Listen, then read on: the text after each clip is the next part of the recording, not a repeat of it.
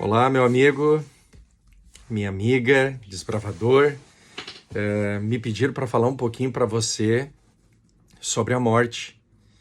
A morte é a 26ª doutrina da nossa igreja. Nossa igreja tem 28 doutrinas e se você quiser adquirir para conhecer um pouquinho melhor, você pode comprar o livro Nisto Cremos.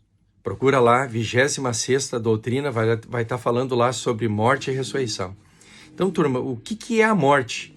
Quando eu morro, o que acontece? Para você entender o que acontece na morte, você precisa entender o que acontece no processo da vida, quando Deus formou o primeiro homem. Gênesis capítulo 2, verso 7, o texto bíblico fala, né?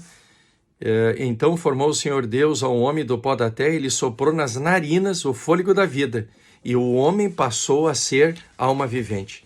Eu não sei quanto a você, mas eu vivi numa cultura, venho de uma família católica e espírita, onde me ensinaram que quando eu morro, sai a alma, alguém parecido como eu, transparente e tal, um fantasminha, e vai para o céu se fez o bem, ou vai para o inferno se fez o mal.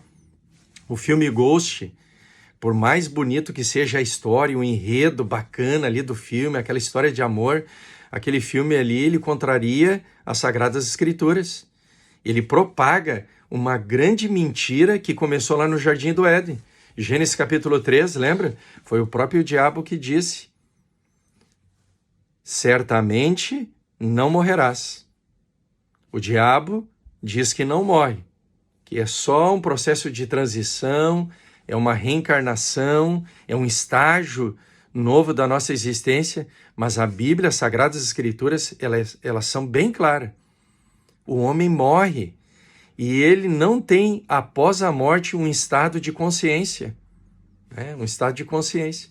Então, o que acontece quando eu morro? Eclesiastes 12, verso 7 diz assim: e o pó volte à terra como era, e o espírito volte a Deus que o deu. Então, o processo é o contrário. Eu fui formado do pó da terra. Se eu tirar um pedacinho do teu dedo e levar num microscópio, você vai perceber que ali tem todos os elementos químicos que tem na terra. Só que Deus, segundo o profeta Davi, ele fala que de um modo espantoso, tremendo, incrível e terrível, nós fomos formados. Querido desbravador, querido líder, olha só, nós somos uma máquina fantástica. Por volta desses 6.000 anos, o homem não conseguiu fazer uma máquina como o corpo humano.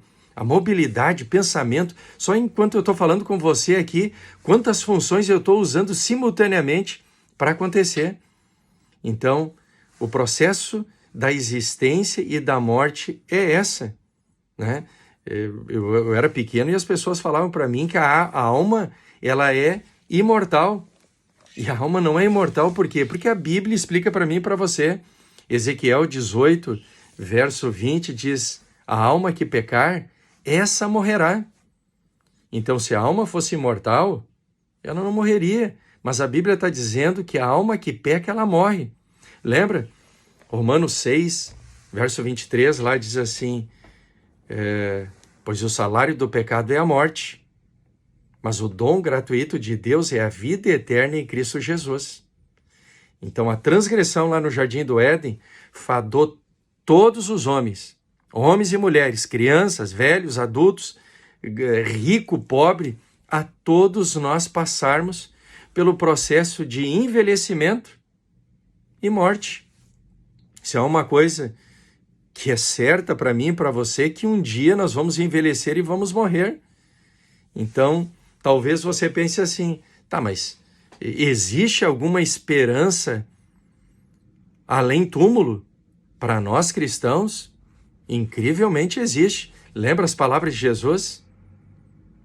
João, capítulo 11, Jesus fala assim: eu sou a ressurreição e a vida.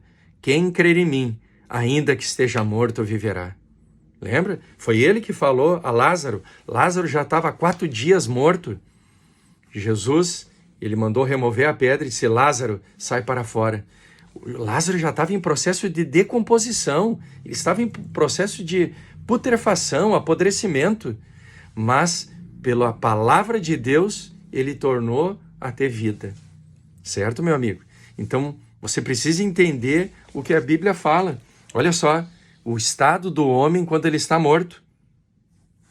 O livro de Eclesiastes, ele fala para mim e para você. Eclesiastes capítulo 9, verso 7.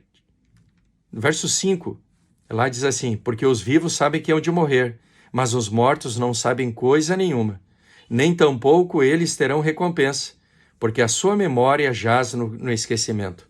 Amor, ódio, inveja, para eles já pereceram.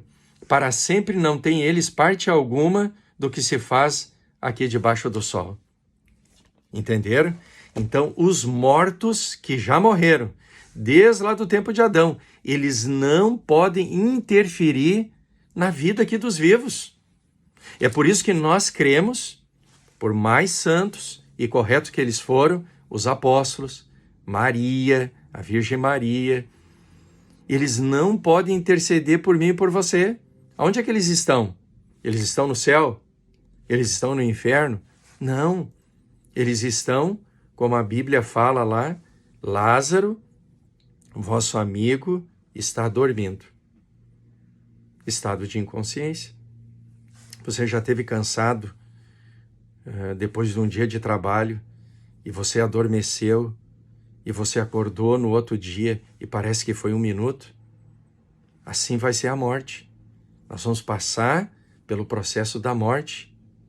Quando estivermos mortos, vamos estar inconscientes de tempo, de espaço, não vamos sentir nada, alegria, nem tristeza, nem dor. Inconscientes.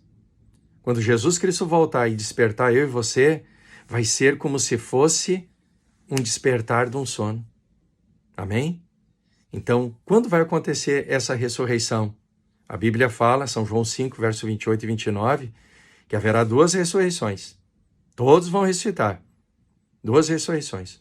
Uma para a vida e outra para a morte. A primeira ressurreição, ela acontece na volta de Jesus. A segunda ressurreição, depois dos 1000 anos, Apocalipse capítulo 20. Certo? O livro de Apocalipse, no capítulo 14, diz que feliz é aquele, bem-aventurado é aquele que ressuscita na primeira ressurreição. Amém?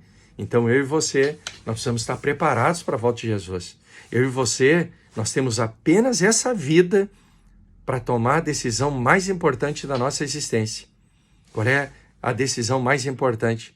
De aceitá-lo como nosso único Salvador enquanto nós temos vida. Amém? Então, eu queria fazer um apelo para você, para que você entendesse isso. Se porventura você tem um pai, se você tem uma mãe, se você tem um familiar que ele já morreu, eu quero te trazer esperança. Eu quero dizer para você que nosso Deus, ele é um Deus de amor. A Bíblia diz que quando Jesus Cristo voltar, ele vai ressuscitar os mortos.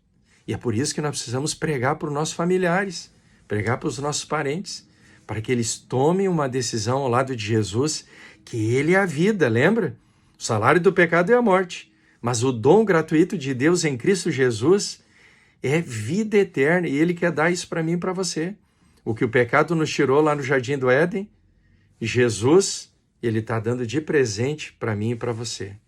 Então, o homem, quando morre, ele está num estado de inconsciência, até a segunda vinda de